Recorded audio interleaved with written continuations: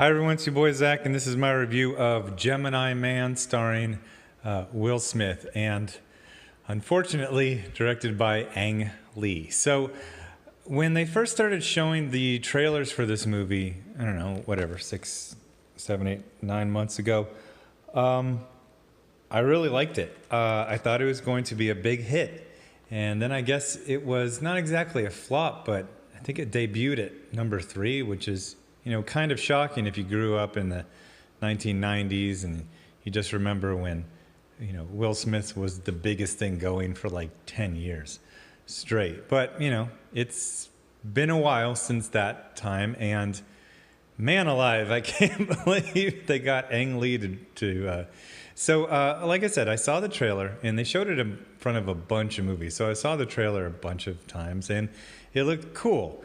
Will Smith was a super cool, middle-aged secret agent who finds out that he was cloned. So obviously you got the classic thing of age and experience versus youth and speed.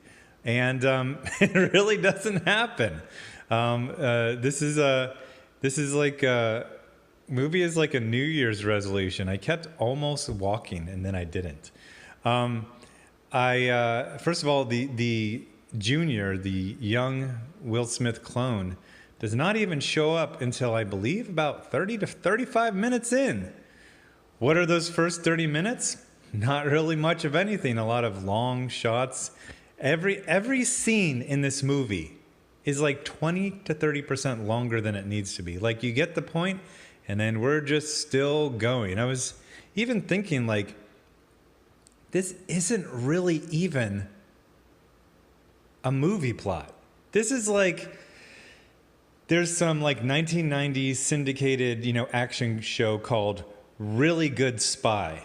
And then, years later you go, you know what my favorite episode of Really Good Spy was? Do you remember the one where they find out that he's got a clone? You're like, oh yeah, that was actually a pretty good episode. So for people who don't know, I think everyone knows the premise. They showed the trailer like a freaking million times. Will Smith has a clone, and now they have to fight each other. And if you think, it's got to be more complicated than that. Oh my gosh, no, it's not. So we get 30 minutes of establishing that Will Smith is the world's greatest killer, also really nice guy, also pretty boring.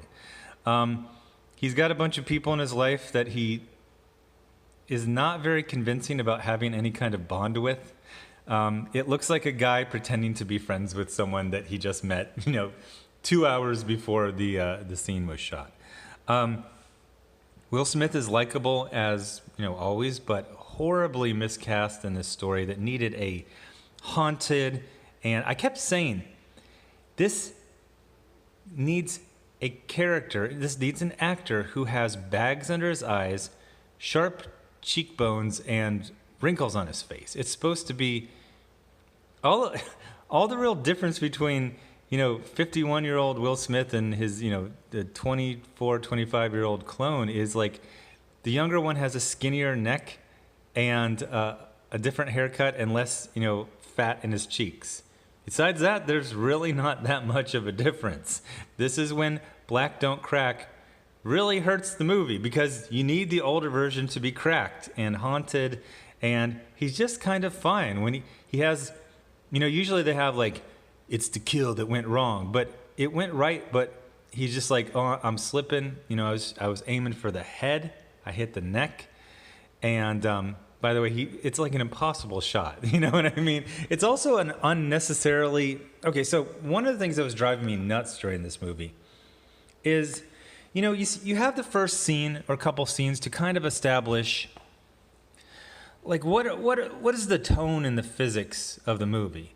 So it starts off with a ridiculous sniper shot that could never be accomplished in a million years, conducted in broad daylight with Will Smith just laying down in a field and making the shot. Again, also completely unnecessary to do it in the most difficult way possible. When this guy is on a train, he's going to get on and off a train. I'm assuming you've got someone on the train. that could just walk up and pop him. Again, this guy is, a scientist. He's in, like, he just has a common ticket, He's not in some special, vestibule guarded with, Secret Service agents. He's just sitting in a chair among normies. It's really dumb. So when you have a sniper shot where it's like this impossible shot, but also he's doing it like, he's like in a field.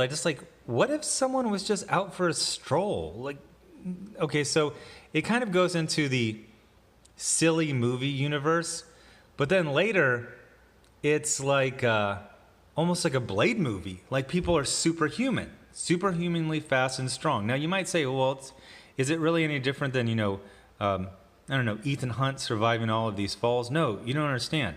At one point, do you remember in Blade 2 when Blade's in his headquarters and then these two members of the Vampire Nation or whatever they're called, they break in and they get into a fight in front of these, giant lights. And you remember how it's obviously 3D animated characters, and it's not just obvious from how they look, but they move so much faster than Blade does in any other scene.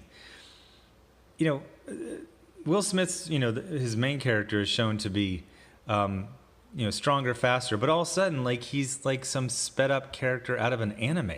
It also becomes a thing about, you're real strong and you're real fast, but you don't really get hurt. And then, oh my gosh, I'll tell you what almost made me walk out, and just my body didn't walk out, but my mind did. Mary Elizabeth Winstead, Ramona Flowers from Scott Pilgrim.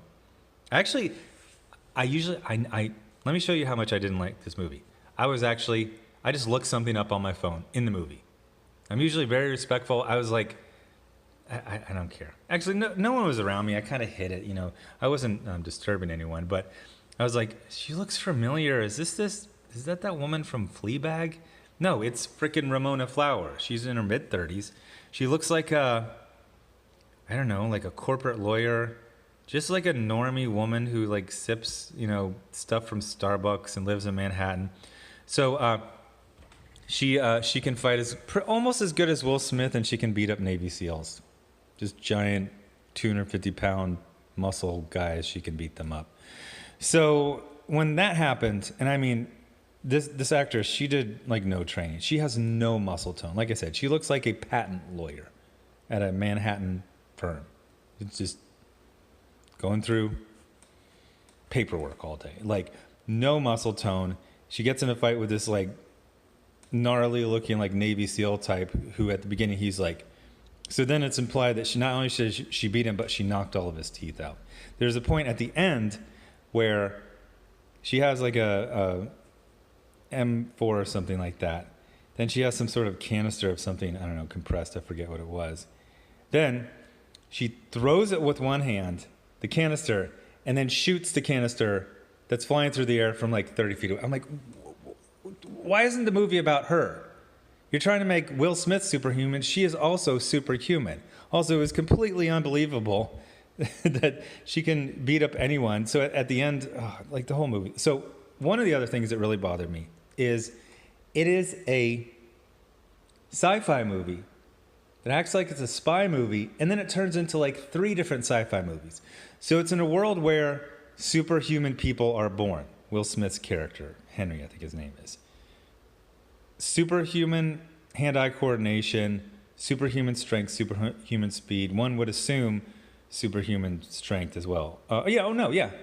Speed and strength and endurance and apparently healing ability.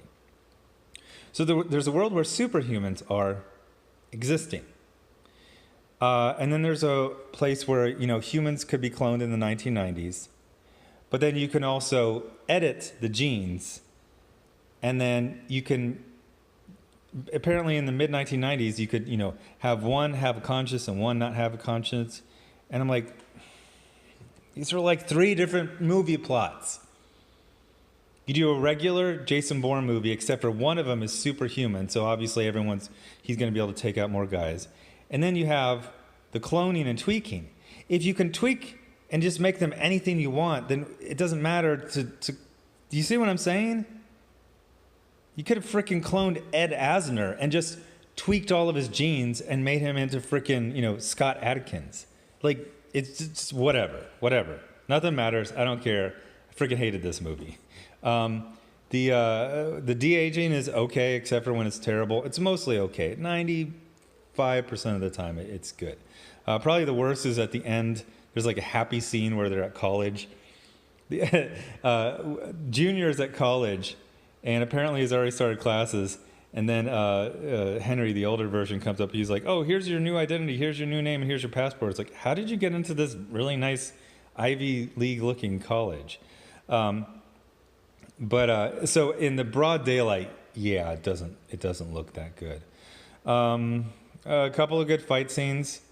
Almost everything that's cool you see in the trailer.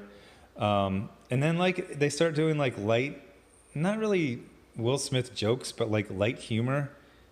This thing was just a freaking mess. It sounds kind of mean, but this thing is underperforming, and it deserves to underperform because it underperformed in every way. So anyway, thanks for watching, and I'll have I don't know. Some of these, like, I'm watching The Predator again. I kind of wanted to review it again, and then some of these, like, oh gosh, I tried to watch Escape Plan 3. Oh my gosh, what a Bart Simpson book report that was. Reuse footage. They stretch, how they do the little production companies and at the beginning. First of all, like 10 people or 10 companies chipped in. And it lasts for like a minute and a half. And all these scenes of like literally just like drone, like $350 drone footage of slowly going into like the building. They basically shot like 55 minutes of original footage, and they stretched it into like an 80-minute movie. I couldn't finish it. I couldn't take it. Then there's this other Scott Adkins movie. I think it's called Incoming. It's like on a space prison. I tapped out on that one in like freaking 10, 15 minutes. So anyway, not sure what I'm going to review next. Thanks. Bye.